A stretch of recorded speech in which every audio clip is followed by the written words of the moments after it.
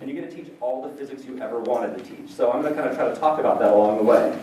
A lot of support from different science agencies, NSF, NASA, and also different science missions have gone into the creation of the material I'm going to talk about. So I can't take credit for this. This is a huge collaboration of people around the country that are part of the Center for Astronomy Education and part of the collaboration of Astronomy Teaching Scholars, or CATS program. We're part of a excellent. In the center of that, the sun, which is a star. Excellent. You guys are doing pretty good so far. And all this debris and planets and stuff and the sun together make up a solar system. And there are billions of them embedded in larger structures in the universe known as galaxies. And there are billions of those embedded in a larger structure that is known as the universe. Our galaxy is called the Milky Way. And our universe is called the universe. I'm just kind of warming you up a little bit. All right, fine. So this is interactive lecturing. And you can do this on everything. This could be angular momentum. This could be charge conservation. This could be Gauss's law. It's a way of checking with your students and helping them be a part of the lecture. And again, it helps. It keeps you cognitively engaged in a different way. And it also lets you emphasize. As I put it to my students,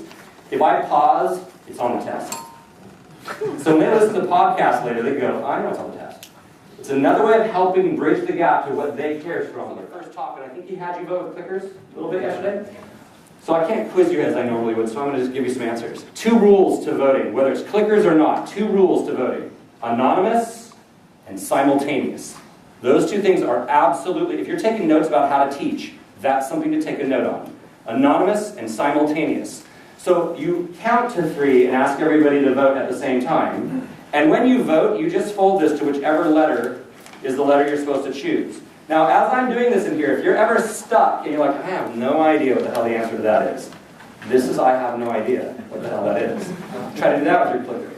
These things never run out of batteries. You don't need a receiver. You don't even need PowerPoint slides. You can do them all the time, anytime you want. For instance, I can live in the U.S. so my education. B is no otherwise. Some other version of that. Which are you? Let's vote on 3, but not yet. 1, 2, 3. Now what's amazing about this, turn and look at each other real quick. Keep your votes up. Do you see how fast your brain can do this?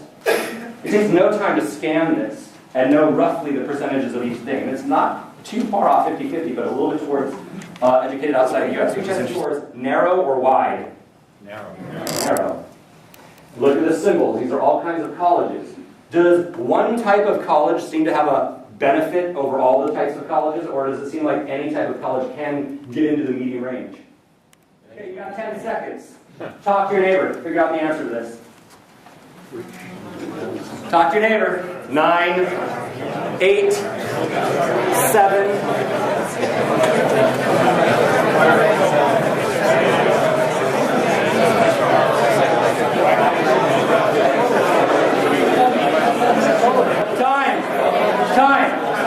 Time. Pause. Quit trying to be right. Quit it. Quit trying to be right. Just stop for a second. Do you notice what I did? I gave you a time instruction that was ridiculous. You have 10 seconds. Immediately went, oh shit, I have 10 seconds. I said a couple other things that are norms of our society that work like magic implementation buttons. I said go. I didn't say maybe you want to talk to your neighbor a little bit and dribble off and look at you. I said go.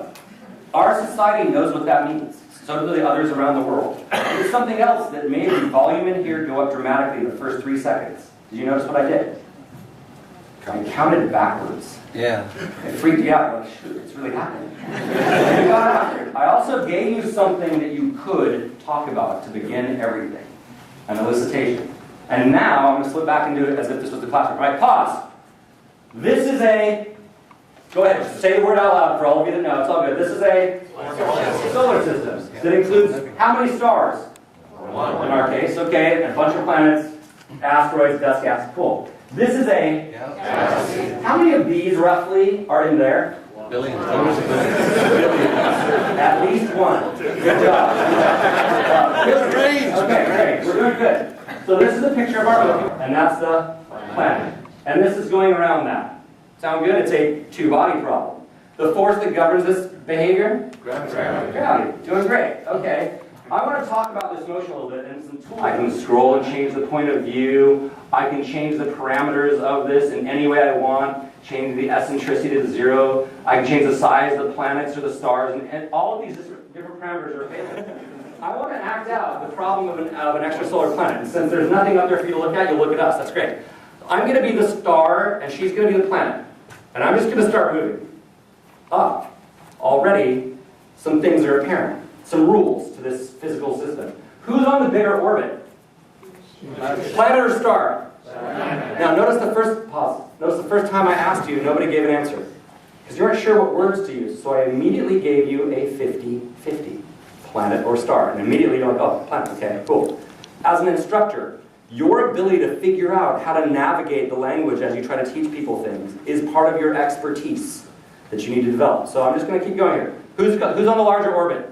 Planet. Okay, you're already starting to notice some rules. Every time I'm in a particular position, she's in a position that is opposite to me. And I'm moving at a particular pace, but she's going a heck of a lot faster. And that's because no matter how long it takes for me to complete an orbit, it takes the same amount of time for her to complete an orbit. And if I'm moving, pause. If I'm moving toward you, she's moving away. Now, if you're the Earth, you're the observer, and this is the extrasolar planet system, and it's moving like this. Now, just by the way, you could be teaching Newton's third law, gravity, all the things you want to teach. You could talk about angular momentum, you can talk about rotational dynamics. I'm totally messing with you, sorry. You can do all those things. I'm going to just model a particular aspect of finding extrasolar planets, but this is a vehicle to do all those things. Just keep that in mind. So, I want to introduce the idea of Doppler effect to this.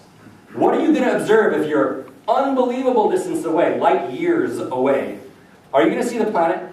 No. But you're going to see the star. And you see the light from the star. But the star is moving. When it is moving like I am now, my light would be blue shifted.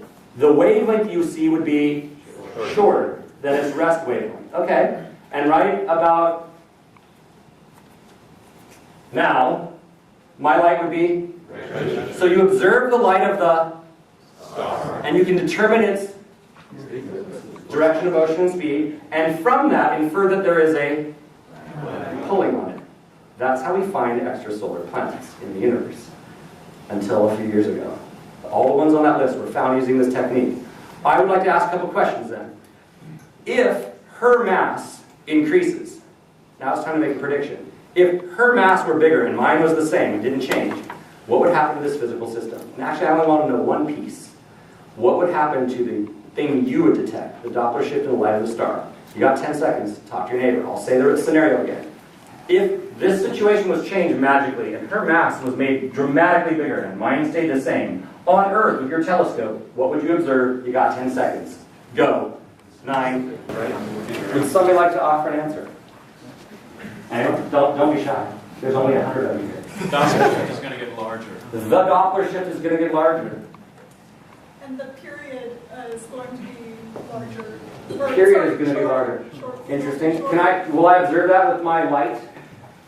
You can if you take repeated measurements. And if it happens for a long enough time. Excellent. Okay. I'm going to say that that's roughly the perspective that you had of the animation I was showing you. You're looking on it. You're seeing a case where it's moving roughly like this. Would you agree? And I'm even going to make it more like you were seeing it. So it's almost edge on. Agreed? Talk to your neighbor. What observing angle could you be at and never know there's an extrasolar planet? Don't talk to me about it. Talk to your neighbor about it. You got about 10 seconds. Go. The sign will be negative, and here it'll be positive. Excellent, because you're about to draw a graph that has both positive and negative coordinates on the axis. So, draw a graph. You got about 15 seconds. Work with your partner. 14.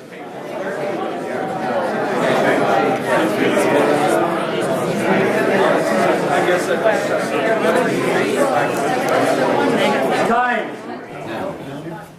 Now. Right, because redshift is moving away, and that velocity is a positive velocity. Excellent. What's the period of the planet's orbit?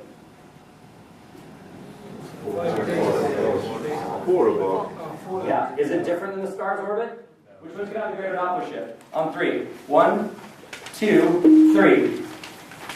Okay, not all of you are voting the same, but the right answer is Say it out loud. Boy, you guys are scared. That's so funny. 90% of you were right, by the way, okay? The right answer was least amount of Doppler shift. 1, and should you be voting yet? Good. 1, 2, 3. And by the way, the correct answer is? Okay. Not all of you got that. That's great. Okay, moving on. 2 cases. Which one, if you're an astronomer in the field of extrasolar planets, do you wish the entire universe was oriented like? Let's vote on 3. 1, 2, 3.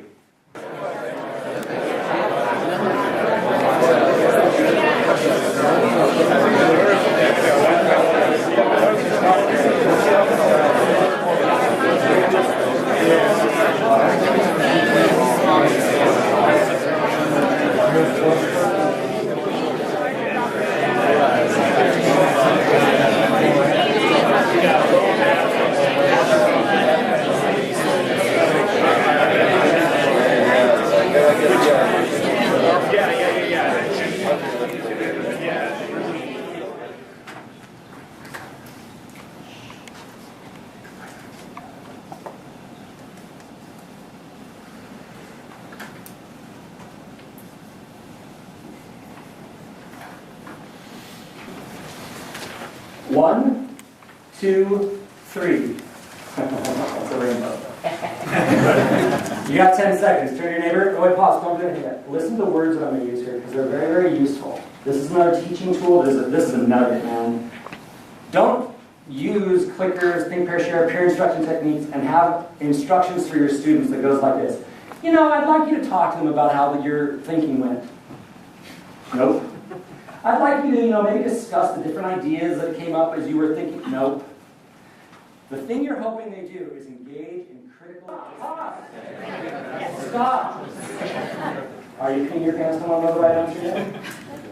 Yeah, that's the one. I want to know that one. I'm never excited. You're over on time by about a minute, and this whole thing is going to continue in the breakout sessions. So.